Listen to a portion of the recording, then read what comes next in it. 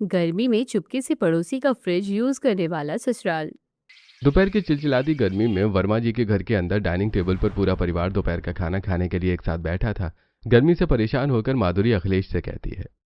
अखिलेश, मैंने सुबह ही आपसे बोला था ना कि आज दोपहर को आते समय बाजार से आइसक्रीम लेते आना, लेकिन आप लेकर नहीं आए। अब मैं तुम्हें क्या बताऊं माधुरी, आज ऑफिस में थोड़ा ज्यादा काम था। और फिर वो आइसक्रीम वाला अपने घर के पास नहीं बल्कि दूसरी वाली गली में मिलता है, मुझे समय ही नहीं मिला। हाँ हाँ, हमेशा आपके पास बहानों की लिस्ट तैयार रहती है। साफ साफ क्यों नहीं कह देते कि आप कंजूस हो, पैसे खर्च करने में आपकी जान निकलती है। बाहू, आजकल तुम जरूरत से ज्यादा मुंह फट होती जा रही हो। अपने पति से ऐसे बात करते हैं क्या? जरूरी है क्या आइसक्रीम खाना? चुपचाप मटके के ठंडे पानी से काम चला लो। माँ जी, कौन से ठंडे पानी की बात कर रही हो? वो जो फ्रिज में रखा है?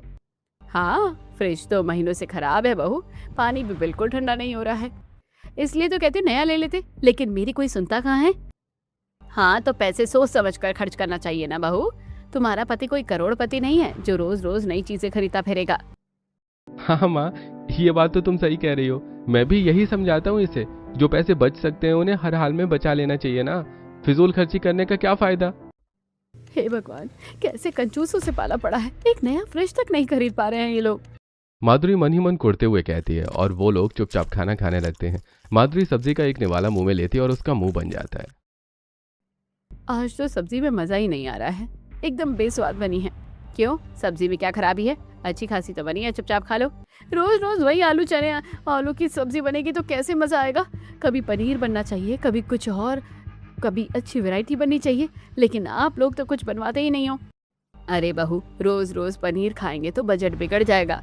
कुछ बचत की भी तो सोचा करो। तुम ऐसा करो कि ये चने की सब्जी तुम हमारे पड़ोसी शर्मा जी के यहाँ दे आओ। ऐसे क्यों? उनके यहाँ चने की सब्जी देने में क्या ही होगा माँ जी? बहू, तू ज्यादा सवाल मत कर, जैसा मैं कह रही हूँ बस वैसा कर। एक बार जाकर तो देख, फिर तुझे खुद पता चल जाएगा। ठीक है माँ जी, आप कहते तो मैं चली जाती हूँ। माधुरी डोंगे में चने की सब्जी लेकर शर्मा जी के घर की तरफ चल देती है। माधुरी शर्मा जी के घर पहुंचती है और देखती है कि शर्मा जी का पूरा परिवार डाइनिंग टेबल पर बैठा खाना खा रहा होता है। टेबल पर पनीर के साथ साथ और भी अलग अलग चीजें रखी होती हैं। नमस्ते चाची जी, ये चने की सब्जी माँ जी ने खास तौर पर आप लोगों के लिए भिजवाई है। अच्छा, नम्रता बहन ने भिजवाई है? बड़ी अच्छी महक आ रही है इसमें। माधुरी भाभी, आपके यहाँ चने की सब्जी बनी है और हमारे यहाँ आज पनीर बना है। रुकिए, आप ये पनीर लेकर जाइए। रश्मि तुरंत किचन में जाती है और कटोरी में पनीर की सब्जी रखकर माधुरी को देती है। माधुरी पनीर देखकर मनी मन बेहद खुश हो जाती है और कटोरी लेकर तुरंत अपने घर वापस आती है। अच्छा माँ जी, अब मैं आपकी सारी चालाकी समझ गई। आपने इसलिए भेजा था कि आप चने भेजोगे तो वहाँ से अच्छा खाना आएगा। आप तो बड़ी खिलाड़ी निकली। हाँ, अब तो समझी बहू। आखिर हमारे पड़ोसी ही तुम्हारे काम आएंगे। इसी को तो कहते हैं बिना पैसे खर्च के शाही खाना खाना।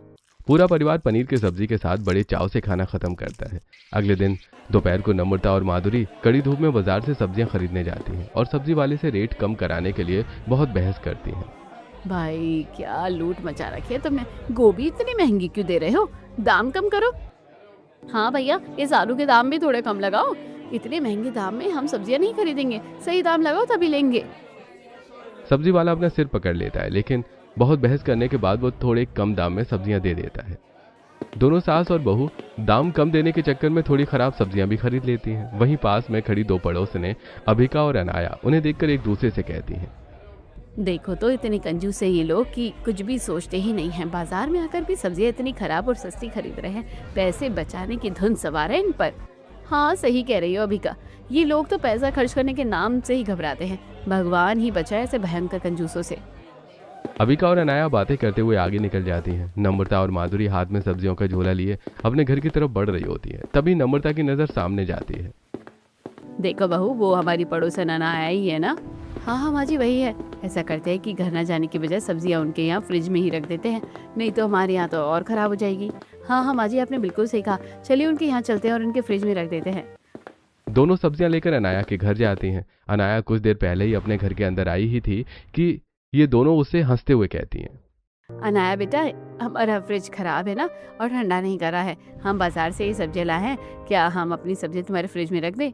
अरे नहीं नहीं नम्रता बहन, हमारा फ्रिज तो खुद ही सब्जी से भरा है और शाम को मेहमान भी आने वाले हैं ना, तो उनके लिए आइसक्रीम वगैरह भी तो रखनी है।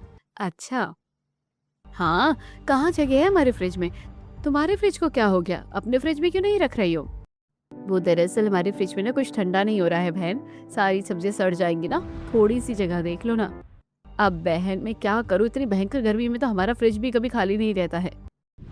अनाया साफ मना कर देती है और वो दोनों अपना सा छोटा सा मुंह लेकर वहां से वापस चली जाती है।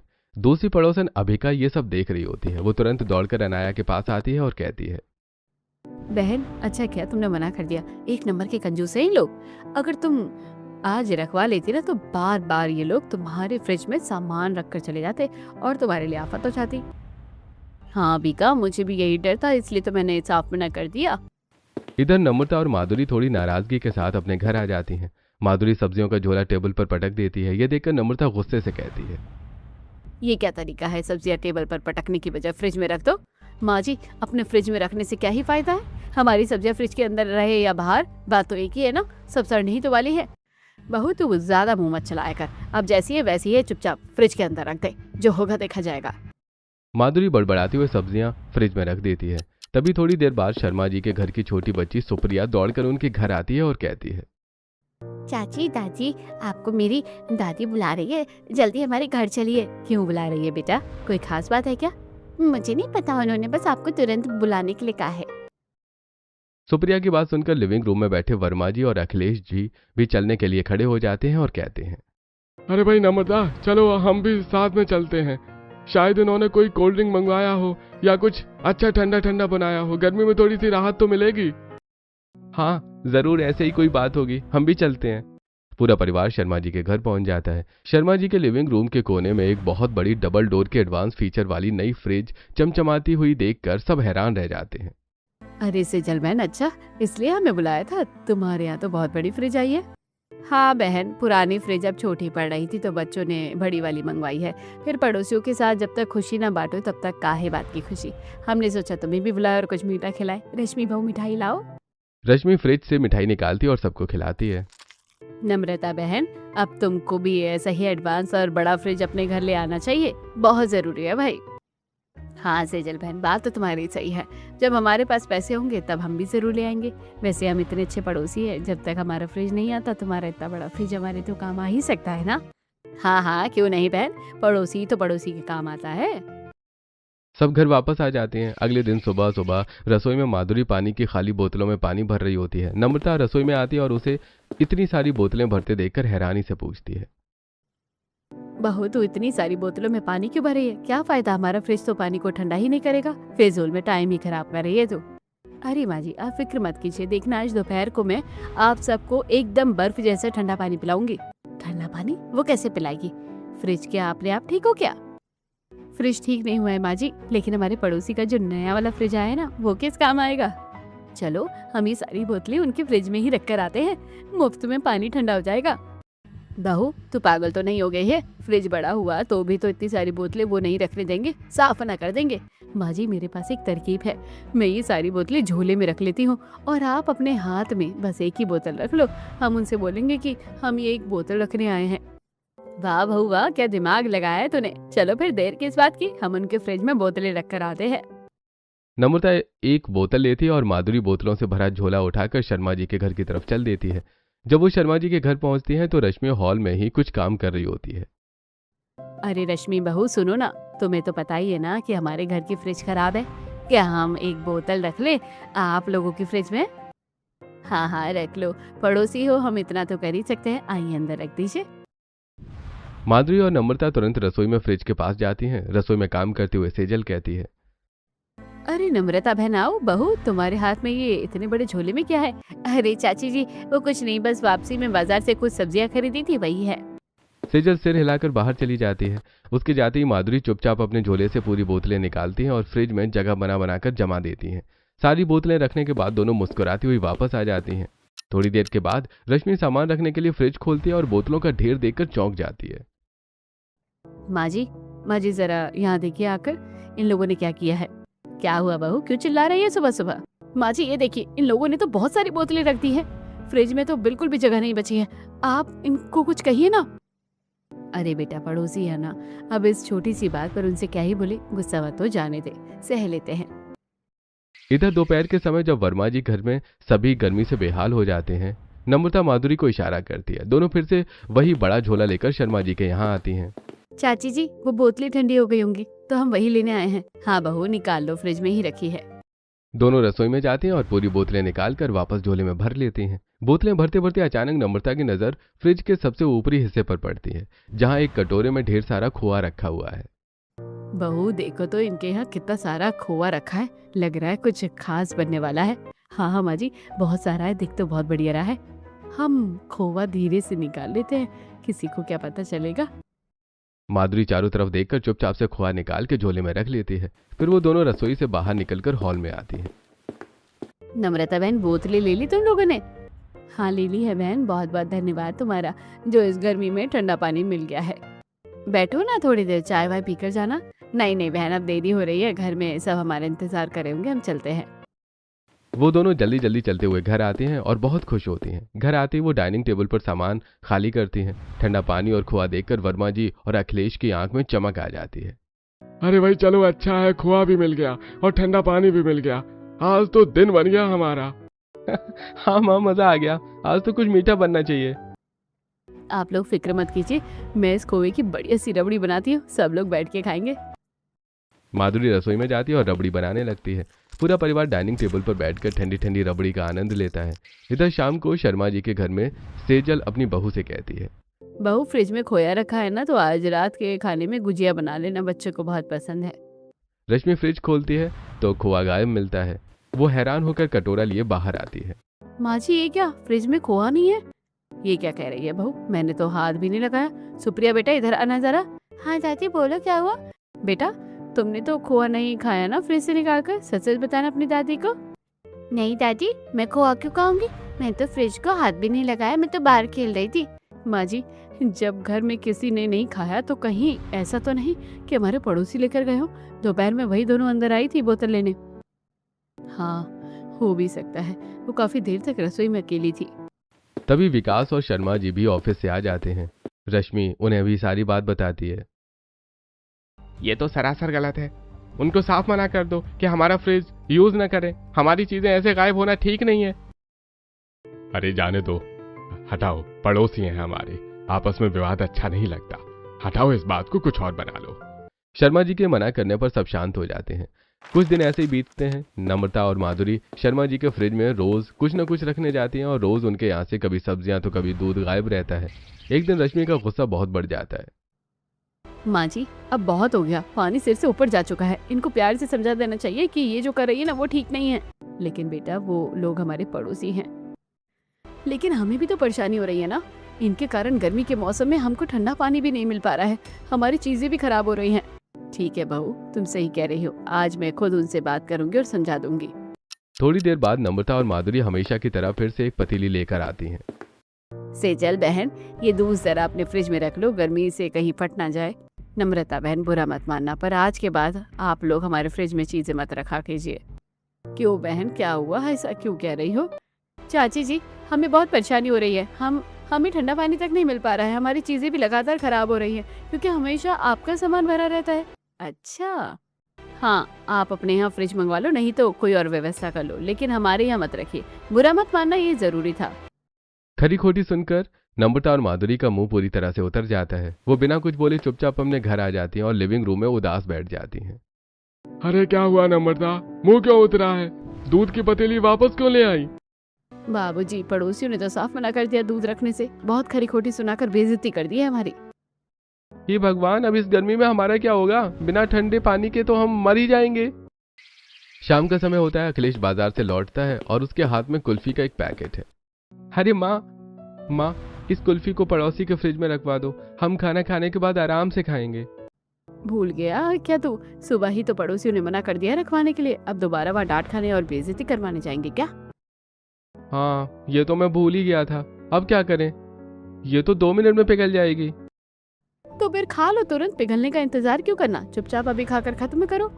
सब लोग तुरंत कुल्फी खा लेते हैं। अगले दिन से सब बहुत उदास रहते हैं कि अब ठंडा पानी नहीं मिलेगा, सब्जियां भी खराब हो जाएंगी। तभी बहू को कुछ याद आता है और उसकी आंखें चमक उठती हैं। माँ जी मिल गया आइडिया, मुझे ना एक बहुत ही धांसू आइडिया आया है। कौन सा आइडिया बहू, आप कौन सी नई तरकीब सूझे तुझे? सब लोग कान इधर लाओ, ऐसे नहीं बताऊंगी, सीक्रेट है। सब पास आते हैं और माधुरी धीमी आवाज में अपना वो सीक्रेट प्लान बताती है, जिसे सुनकर सबके चेहरों पर मुस्कान आ जाती है। ये तो तूने सही सोचा बहू, इस प्लान से तो उनका फ्रिज भी इस्तेमाल हो जाएगा और उन्हें पता भी नहीं चलेगा, मजा आएगा। रात के 12 बजे जब चारों तरफ सन्नाटा छा जाता है, शर्मा जी के घर की भी सभी बत्तियां बुझ जाती हैं। इधर माधुरी और अखिलेश दबे पांव हॉल में आते हैं। माधुरी के हाथ में सब्जियों की टोकरी और पानी की बोतलें हैं। अखिलेश उसे धीरे से कहता है, माधुरी कोई आवाज मत करना, उनके घर में सब सो गए होंगे ना। हाँ, सब सो गए होंगे। फिर भी थोड़ा आराम से चलो, कहीं जाग न जाए। तुम बस मेरे पीछे पीछे आओ, मैंने सब देख लिया, कोई नहीं जाग रहा। माधुरी और अखिलेश दबे पांव शर्मा जी के किचन में पहुंचते हैं। माधुरी बिना कोई आवाज के चुपके से फ्रिज खोलती है। अखिलेश जल्दी करो, ये सारी सब्जियां और पानी की बोतलें अंदर जगह बना कर रख दो। हाँ मैं रख रहा हूँ। वाह, फ्रिज में इतने सारे ताजे रसीले संतरे रखे हैं। संतरे, चलो इन्हें निकाल लेते हैं, हमारा सामान भी रख गया है और संतरे भी मिल गए हैं, कल सुबह इनका जूस पियेंगे। क्या तरीका निकाला है तुमने यार, मजा आ गया। चलो अब जल्दी से घर चलें, देर हो रही है। दोनों चुपचाप अपने घर आ जाते हैं और लिविंग रूम में नम्रता और वर्मा जी के साथ बैठकर उन्हें सामान दिखाते हैं। बहू सामान रखा है चुपचाप? हाँ माँ जी, सामान भी रख दिया और ये देखिए ताजे संतरे भी मिल गए हैं, किसी को पता भी नहीं चला। अरे वाह भाई वाह, हम तो अभी सब बैठकर संतरे खाएंगे। कमाल ही कर दिया तुम दोनों ने। पूरा परिवार रात में ही संतरे खाने लगता है। अगले दिन भोर में माधुरी दौड़कर नम्रता को जगाती है। माँ जी जल्दी चलिए, सामान ले आते हैं, सुबह के 5 बजे हैं, वो लोग उठ जाएंगे तो देख लेंगे। हाँ हाँ बहू चल, हमें जल्दी चलना होगा, नहीं तो सब गुड़ गोबर हो जाएगा। सुबह सुबह दोनों शर्मा जी के घर जाती हैं और फ्रिज से पूरी बोतलें और सब्जियां निकाल लेती हैं। तभी माधुरी की नजर अंदर रखी फ्रोजन मटर की थैली पर पड़ती है। माँ जी फ्रिज में फ्रोजन मटर रखे हैं, रख ले क्या, आज की सब्जी बनाने के काम आएंगे। हाँ बहू रख लो, आज दोपहर को मस्त मटर की सब्जी बनेगी, मुफ्त का सामान छोड़ना नहीं चाहिए। माधुरी फ्रोजन मटर भी निकाल लेती है और दोनों घर आ जाती हैं। इधर सुबह के समय शर्मा जी के घर में रश्मि किचन में आकर जूस बनाने के लिए फ्रिज खोलती है। आज मैं नाश्ते में मटर की कचौड़ी और ऑरेंज जूस बना लेती हूँ। माँ जी, माँ जी यहाँ आना तो जरा। क्या हुआ बहू, क्यों हैरान हो रही है? माँ जी फ्रिज में संतरे और फ्रोजन मटर रखे थे, लेकिन आज ना तो संतरे और ना ही फ्रोजन मटर है, दोनों गायब है। ये कैसे हो गया, समझ नहीं आ रहा, कल रात तो यहीं थे। सुप्रिया बेटा इधर आ जरा दौड़कर। हाँ दादी क्या हुआ? तुमने फ्रिज से निकाल कर संतरे और मटर कहाँ खा लिए थे रात में? सच सच बताना अपनी दादी को। नहीं नहीं दादी, मैंने तो नहीं खाई। माँ, इसी ने खाई होगी निकाल कर, ये झूठ बोल रही है। तुम थोड़ा बच्चों पर ध्यान रखो रश्मि, कुछ और बना लो नाश्ते में। ठीक है, मैं कुछ और बना देती हूँ। इधर वर्मा जी के घर में सब हंस हंसकर फ्रोजन मटर की सब्जी खाकर बेहद खुश होते हैं। अरे वाह, आज तो मटर की सब्जी में मजा आ गया, क्या स्वाद है इसका। अरे भाई, दूसरों के फ्रिज से लाया हुआ सामान खाओ तो ऐसे ही मजा आता है। उनको तो पता भी नहीं चलेगा और हम ऐसे ही उनके फ्रिज यूज करते रहेंगे। बहू तूने बहुत सही तरीका निकाला है, लाख रुपए का आइडिया था तेरा। शाम को नम्रता माधुरी से बात करती है और उसे सामान रखने की याद दिलाती है। बहू आज रात की तैयारी कर ली तूने, सब सामान रख लिया है ना? हाँ माँ जी, पानी की बोतलें भी भर ली है, सब्जियां भी रख ली है और आटा बचा था वो भी रख दिया है, बचा हुआ सामान खाना सब रख लिया है, सब पैक है। ठीक है, तो फिर आज रात को भी रख कर आ जाएंगे, मैं चलूंगी साथ में। दोनों रात में चुपके से शर्मा जी के फ्रिज के पास जाते हैं। माधुरी जैसे ही फ्रिज खोलती है, उसे अंदर पतीली में बनी हुई मशरूम की सब्जी दिखती है। माँ जी लगता है इन लोगों ने आज मशरूम की सब्जी बनाई थी, चलो इसको भी रख लेते हैं झोले में। हाँ बहू, अपना सामान रख लेते हैं और मशरूम की सब्जी ले जाते हैं, सुबह का काम आसान हो जाएगा। अगली सुबह वर्मा जी के घर में सब नाश्ते में वही सब्जी खा रहे होते हैं। वाह बहू, सुबह नाश्ते के लिए कोई सब्जी नहीं बनानी पड़ी, मजा आ गया, बहुत स्वादिष्ट बनी है। हाँ पिताजी, पानी भी ठंडा मिल गया और सब्जी भी मिल गई, बिना पैसे खर्च किए ऐश हो रही है। दूसरी तरफ सुबह रश्मि फ्रिज खोलती है और रात की मशरूम की सब्जी गायब देखकर हैरान हो जाती है। अरे रात की सब्जी गायब हो गई? माँ जी मुझे तो समझ नहीं आ रहा कि सब्जी कहाँ गई, पतीले खाली है। पता नहीं क्या हो रहा है इस घर में। बहू तू दरवाजा बंद करके सोई थी ना रात को अच्छे से? मैं अच्छे से दरवाजा बंद करती हूँ माँ जी, सीढ़ियों का दरवाजा भी बंद करती हूँ। मुझे लग रहा है कोई भूत प्रेत का मामला है, कोई अदृश्य शक्ति है। भूत प्रेत का मामला? तू डरा रही है क्या बहू सुबह सुबह? नहीं माँ जी, मैं सच कह रही हूँ। आखिर गायब कहाँ हो रहा है सब कुछ? कोई चोर होता तो दरवाजा खुला मिलता। रश्मि ये बात विकास और शर्मा जी को भी बताती है, पर वो कहते हैं कि भूत प्रेत कुछ नहीं होता, दरवाजा अच्छे से बंद किया करो, तुम्हारी ही कोई भूल होगी। उसी शाम उनकी एक पड़ोसन आती है न्योता देने। अरे तुम दोनों बहुत उदास लग रही हो, क्या बात हो गई? हमारे यहाँ फ्रिज में चीजें गायब हो रही है रोज रात को, कुछ समझ में नहीं आ रहा, भूत प्रेत का मामला लग रहा है। हाँ ऐसा तो मेरे एक रिश्तेदार के भी यहाँ हुआ था, वहाँ भी चीजें गायब होती थी। जरूर कोई भूत प्रेत है। कल हमारे यहाँ कथा है, तुम आओगे तो पंडित जी से बात कर लेना, वो कोई उपाय बता देंगे। ठीक है बहन, कल हम जरूर आएंगे, पंडित जी से बात करना जरूरी है। अगले दिन रमा के घर कथा में वर्मा जी और शर्मा जी दोनों का परिवार आते हैं। नम्रता सेजल के पास आती है बात करने। अरे बहन, जब से हमने मना किया है ना, तुम तो बात ही नहीं करती हो। पड़ोसी से ऐसी बेरुखी अच्छी बात नहीं है। देखो बहन, हाँ, हम नहीं चाहते कि तुमको बुरा लगे और कोई विवाद हो, इसलिए हमने दूरी बना ली। सेजल और रश्मि वहां बैठे पंडित जी के पास जाती हैं। नम्रता और माधुरी दूर से खड़ी होकर सुनती हैं। पंडित जी, हमारे घर में भूत प्रेत का चक्कर लग रहा है, रोज फ्रिज से खाना गायब हो जाता है। मामला गंभीर है बेटी, घर में शांति पूजा रखवाओ, लेकिन मैं 11,000 रुपए दक्षिणा लूंगा, तभी आऊंगा। प्रेत आत्मा आसानी से नहीं जाती। ठीक है पंडित जी, आप आ जाना, हम दक्षिणा का इंतजाम कर देंगे, बस संकट दूर कर दीजिए। भूत प्रेत कुछ नहीं होता है, इन मूर्खों की वजह से मुझे अच्छी खासी दक्षिणा मिल जाएगी। अरे मेरा तो फायदा ही हो गया। दूर खड़ी माधुरी और नम्रता ये देखकर हंसने लगती हैं। देखो माँ जी, भूत प्रेत समझ रहे हैं, हमारे लिए तो और आसान हो गया। अब तो हम दिन में भी फ्रिज यूज कर सकते हैं, वो भूत प्रेत समझकर डरेंगे और फ्रिज नहीं छुएंगे। हाँ बहू, तूने बिल्कुल सही कहा, हमारा काम और आसान हो गया।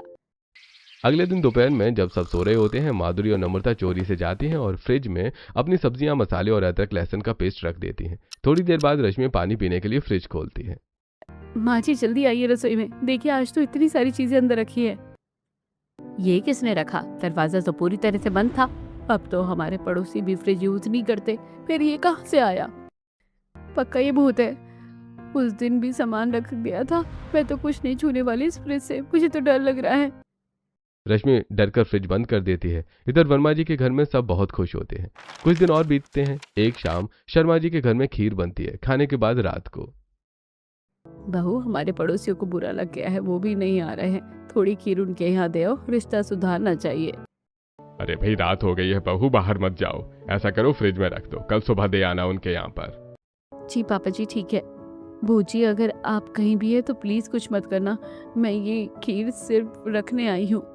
रश्मि खीर रखकर भाग जाती है। रात में माधुरी और अखिलेश आते हैं और फ्रिज खोलकर खीर देखते हैं। अखिलेश, देखो कितनी बढ़िया खीर रखी है, आज तो खीर की पार्टी होगी।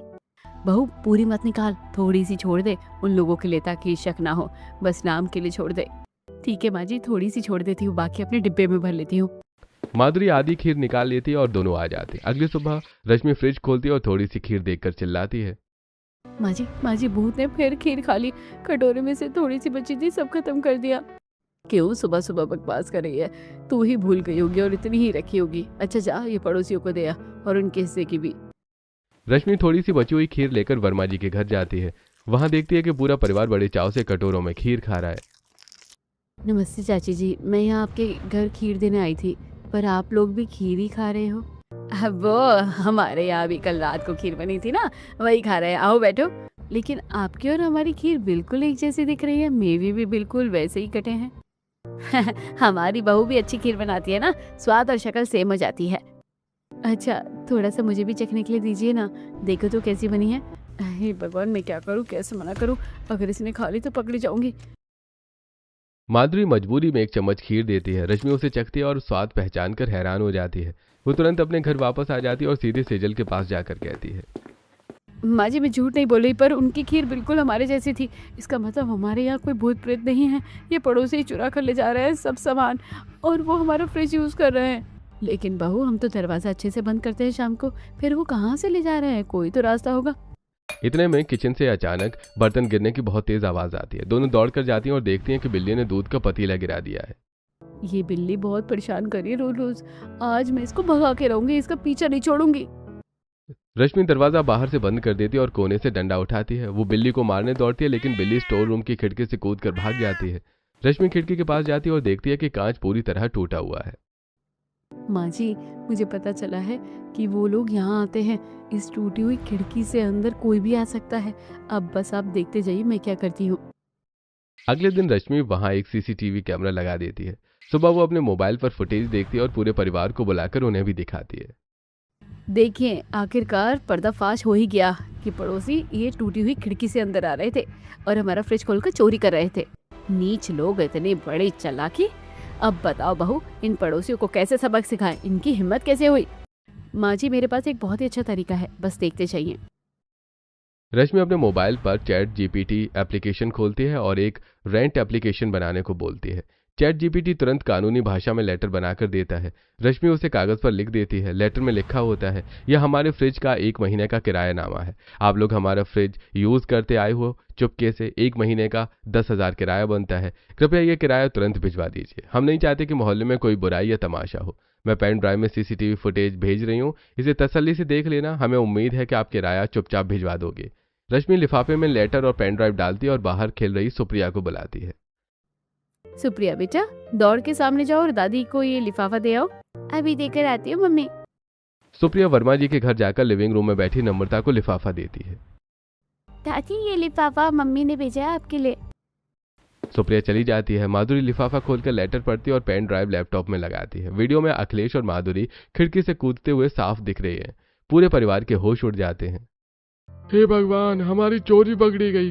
अरे सब सबूत उनके पास है, अब हम मुंह दिखाने लायक नहीं रहेंगे मोहल्ले में। हाँ, इन्होंने तो 10,000 रुपए किराया भी मांगा है। अब हम क्या करेंगे, पैसे देने ही पड़ेंगे क्या? माँ, इसी में भलाई है कि पैसे दे दें। ये 10,000 रुपए देकर आ जाओ इन्हें, नहीं तो इज्जत का बुरी तरह कचरा हो जाएगा। नम्रता कांपते हाथों से अलमारी से पैसे निकालकर माधुरी को देती है और वो पैसे लेकर शर्मा जी के घर जाती है और रश्मि को सौंप देती है। लीजिए, आपका किराया हमसे गलती हो गई है। बहुत बहुत धन्यवाद भाभी। अब इससे हमारे सामान की सारी भरपाई आसानी से हो जाएगी। जो तुम्हारे परिवार ने हमारे फ्रिज से चुराया है, खोआ, मटर, खीर सब बराबर हो जाएगा, हिसाब चुकता। माधुरी बिना कुछ बोले शर्म के मारे चुपचाप वापस अपने घर आ जाती है और सोफे पर बैठ जाती है। बहू, पैसे दे आई तू, पता नहीं अब क्या होगा। अब क्या होगा माँ जी, अब नया फ्रिज खरीदना ही पड़ेगा। कौन हर महीने ये 10,000 किराया देगा पड़ोसियों को? हमारी कंजूसी हमें पे भारी पड़ गई। अगले दिन वर्मा जी और अखिलेश इलेक्ट्रॉनिक की दुकान पर जाते हैं और एक बड़ी डबल डोर फ्रिज खरीद कर ले आते हैं। जब फ्रिज ऑटो से उतर रहा होता है तो शर्मा जी का पूरा परिवार मुस्कुराते हुए उनके घर आता है। अरे बधाई हो वर्मा जी, आखिरकार तुम्हारे यहाँ भी नया शानदार फ्रिज आ गया। बहुत अच्छा हुआ। हाँ शर्मा जी, अब तो हमारे यहाँ भी नया फ्रिज आ गया है। अब हमको भी अपना सामान रखने के लिए किसी की जरूरत नहीं है। हमको बहुत खुशी है कि आपके यहाँ भी फ्रिज आ गया है, इस गर्मी में राहत मिलेगी। तभी रश्मि आगे बढ़ती है और वहीं 10,000 का लिफाफा नम्रता के हाथों में वापस देकर कहती है, चाची जी, हमारी तरफ से भी ये शगुन के पैसे रख लीजिए, इस नए फ्रिज को अच्छे फलों और मिठाइयों से भरने के लिए। ये पैसे आपके काम आएंगे। आखिर आपके हम पड़ोसी है, प्यार बना रहना चाहिए। ये देखकर नम्रता और माधुरी की आंखों में आंसू आ जाते हैं। दोनों परिवार एक दूसरे को देखकर खुशी से हंसने लगते हैं। पड़ोसियों का पुराना रिश्ता और प्यार फिर से जुड़ जाता है और सब बहुत खुश होते हैं।